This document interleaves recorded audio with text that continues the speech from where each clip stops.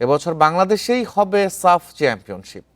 সাফের নির্বাহী কমিটির সভায় সিদ্ধান্ত, স্পন্সর নিশ্চিত হলে সূচি ঘোষণা করা হবে। সম্ভাব্য তারিখ 23 অথবা 24 সেপ্টেম্বর। প্রথমবার সাফে যুক্ত হতে পারে ভিএআর প্রযুক্তি। এদিকে ভারতে 25 মে শুরু হতে যাওয়া নারী সাফ চ্যাম্পিয়নশিপে অংশ নেবে না পাকিস্তান, জানিয়েছেন সাফের সাধারণ সম্পাদক।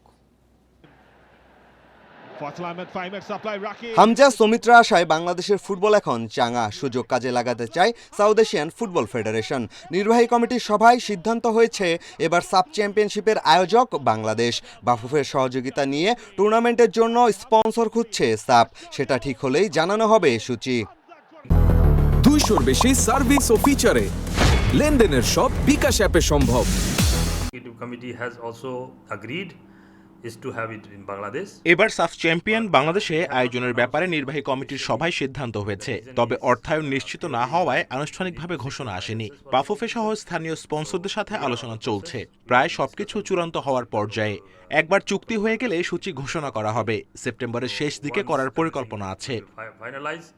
দুই ভেন্যুতে হতে পারে সাব চ্যাম্পিয়নশিপ, ঢাকায় জাতীয় স্টেডিয়ামের পাশাপাশি কিংস অ্যারেনা অথবা সিলেট জেলা স্টেডিয়াম। প্রথমবার ভিএআর যুক্ত করতে আশাবাদী সাফের সাধারণ সম্পাদক। ভিএআর যেহেতু প্রযুক্তির বিষয় ও স্টেডিয়ামের অবকাঠামোর সাথে জড়িত, তাই আমাদের দেখতে হবে যে ভেন্যুতে খেলা হবে সেখানে সুযোগ সুবিধা আছে কিনা। ব্যাংককের ভিএআর সেন্টার পরিদর্শন করেছি, আশা করি এবারে সাফে ভিএআর ব্যবহার করতে পারবো। নারী সাব চ্যাম্পিয়নশিপ হবে ভারতের গোয়ায়, সূচিও চূড়ান্ত। তবে দুদেশের বৈরী সম্পর্কে অংশ নিচ্ছে না পাকিস্তান, তাই 6 দল নিয়েই হবে টুর্নামেন্ট। 25 মে থেকে 7 জুন গোয়াতে হবে নারী সাফ।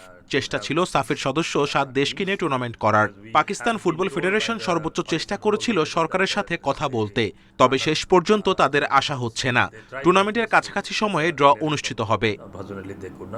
সাব ক্লাব চ্যাম্পিয়নশিপ নিয়ে আসার খবর নেই। এই টুর্নামেন্ট চালু এখনও আলোচনার টেবিলে সীমাবদ্ধ। পিয়াস সাহা, ইন্ডিপেন্ডেন্ট নিউজ, ঢাকা।